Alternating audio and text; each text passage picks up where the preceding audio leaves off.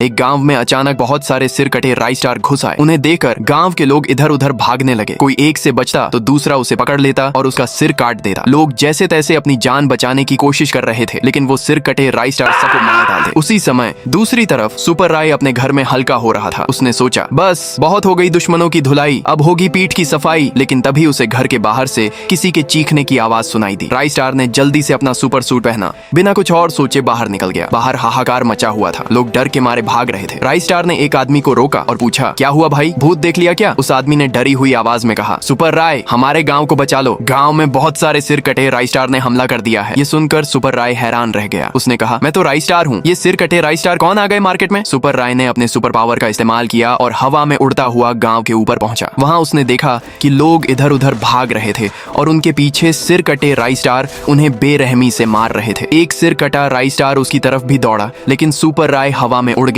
और गांव के सबसे बड़े घर की छत पर जाकर खड़ा हो गया। वहां से उसने देखा कि सिर कटे राइस स्टार लोगों को बेरहमी से मार रहे थे। सुपर राय को समझ नहीं आ रहा था कि क्या करे। तभी उसके दिमाग में प्रोफेसर टंग टंग का ख्याल आया। सुपर राय बिना वक्त गंवाए हवा में उड़ा और कुछ ही देर में प्रोफेसर टंग टंग की लैब में पहुंच गया। लेकिन वहां का हाल और भी बुरा था। सारे लोग मरे पड़े थे, मशीनें टूट चुकी थीं और लैब के एक कोने में प्रोफेसर टंग टंग घायल पड़े थे। सुपर राय ने उन्हें उठाया और फौरन अस्पताल ले गया। अस्पताल में डॉक्टरों ने प्रोफेसर का इलाज किया और कुछ देर बाद वे होश में आए। सुपर राय ने पूछा, प्रोफेसर टंग टंग, आपकी लैब में क्या हुआ? सारे लोग कैसे मर गए? प्रोफेसर ने गहरी सांस लेते हुए कहा, राइस स्टार, मुझसे बहुत बड़ी गलती हो गई। फिर उन्होंने पूरी कहानी बताई। कुछ दिन पहले मैं मार्केट से लौट रहा था, रास्ते में भीड़ लगी थी। पास जाकर देखा तो तुम यानी सुपर राय कुछ बदमाशों को पीट रहे थे। लोग तुम्हारी तारीफ कर रहे थे। ये देखकर मेरे दिमाग में एक खतरनाक विचार आया। मैंने सोचा कि तुम्हारे जैसा एक और सुपर राय बनाऊं जो सिर्फ मेरी बात माने और लोग मेरी भी तारीफ करें। मैंने अपनी लैब में दिन रात मेहनत की और आखिरकार वह बनकर तैयार हो गया। उसे देखकर मैं खुशी से नाचने लगा, लेकिन मुझे नहीं पता था कि उसमें अभी कुछ कमी रह गई थी। अगले दिन मैंने गांव वालों को लैब में बुलाया और कहा,